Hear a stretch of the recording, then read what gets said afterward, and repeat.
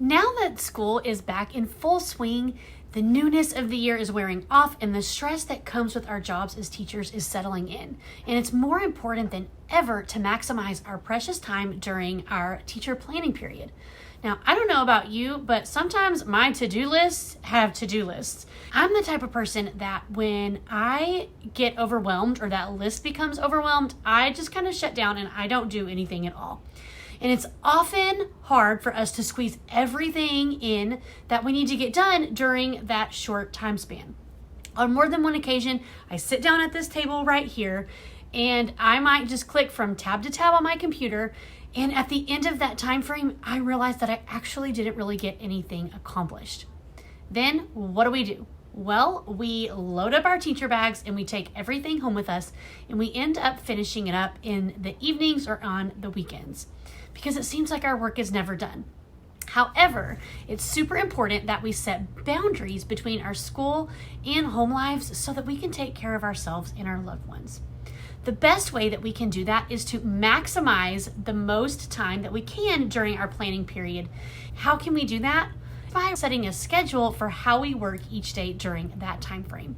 So that's what we're going to chat about today, is how we can make the most of our planning time. I also have a free planning page for you that can help keep you on track as well. So when you are ready, give this video a big thumbs up, hit that subscribe button below, and let's dive in and get started.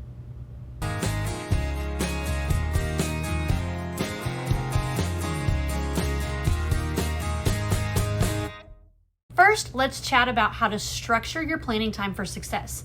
Every school is a little bit different when it comes to the length of their teacher planning period. At my school, I get anywhere from 60 to 90 minutes a day because we have anywhere from 1 to 2 specials each day.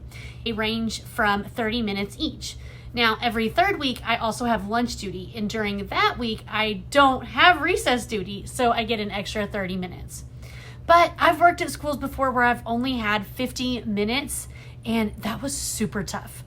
I remember first couple of years teaching, I felt like I wasted so much time because I would never actually get anything accomplished. I would maybe work on lesson plans for a couple of minutes, and then maybe I would spend 10 minutes grading papers, and then I would spend another 10 minutes trying to make copies, and it was just such a nightmare. I felt like I was trying to get too much done in such a short period of time. I knew that I had to make a change. So I finally created a schedule for my planning period, and it has helped this type B teacher so much. I do want you to keep in mind that this is ideal setup. It doesn't go perfectly every day, but it does give me a starting point each day to go off of. Otherwise, I could just sit here and I might scroll on my phone, or I click from tab to tab on my computer and I don't get anything done. Can you relate? I do tend to forget things pretty easily, so I actually use a weekly planning checklist to help keep me on track. This is the first page, and I just keep everything in a plastic sleeve, and I keep this in my teacher binder. On the first planning page, I write down the concept, the topic, and the unit for each subject. And then I write down maybe anchor charts I know I need to prepare, books that I need to pull. Is there anything that I need to buy or ask my administration for? And so once I have it complete, I check it off. Then on the second page, this is a commonly used checklist of things that I know that I need to prep each week. Once I have it printed, I'll check it off. And then once it has been laminated, I'll check it off as well. By having a specific focus for each day, I feel less overwhelmed and I can be more productive each day, knowing exactly what I'm going to accomplish. So let's chat about what I do each day. On Mondays, I update my reading and math center rotation slides. This is also a day that I put any sort of papers in student mailboxes, such as weekly spelling list and previously graded paperwork from the previous week. Then on Tuesdays, I sit down and I look at my ESGI data that I collected the week before, and I start to plan out my literacy centers for the following week.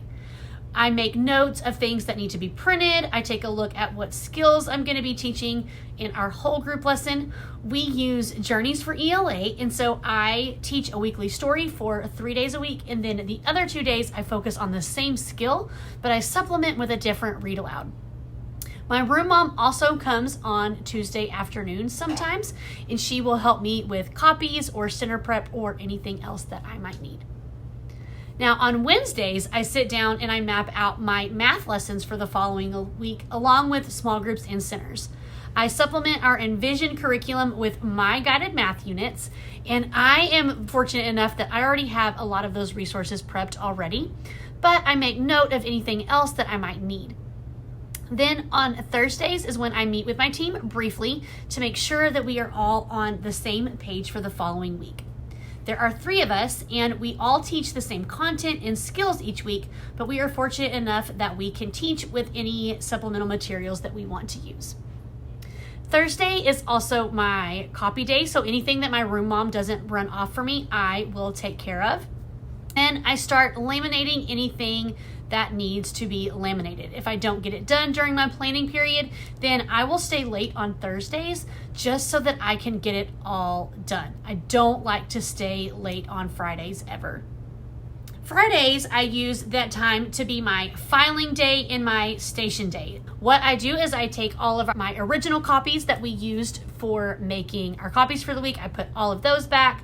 I put all of our weekly materials, I file them away in our weekly drawers, and then I prep our stations for the following week for math and reading. Anything that I want to swap out that we had already used, I will swap that out and then replace it with the new activities that we'll be doing for that next week. Now, my weekly schedule, like I said, it doesn't always go as planned, but it does help me stay productive. Just by knowing what I kind of need to focus on a little bit each day helps it seem overwhelming. And then over time, I just kind of get in a groove and I can kind of start to relax a little bit. So I hope that you found these tips helpful. If you are interested and you want to check out this planning page that I have, if you feel like it would be a good tool to help you keep on track, this is a free printable on my website. You can download this, have it sent straight to your inbox. There is an editable version, so you can tweak the pre-made things that I already have. This is included, but then there's that editable version as well. So a quick recap: on Mondays, I pass out any graded work from the previous week, student mailboxes. Then on Tuesdays is when I prep for ELA for the following week. Wednesdays, I prep for math the following week. Thursdays, I meet with my team and I start to make copies. And then on Friday is when I file everything away and do my station prep for the following week. So I hope that you found that helpful. Maybe that kind of gives you a starting point if you feel like you sit down at your teacher table during your planning time and you just feel like you're so overwhelmed you don't know where to get started. If you have any questions at all, or if you have any kind of helpful tips for getting the most out of your planning period and being productive, I would love to know. Leave me a comment below. And I will see you guys in the next video. Bye.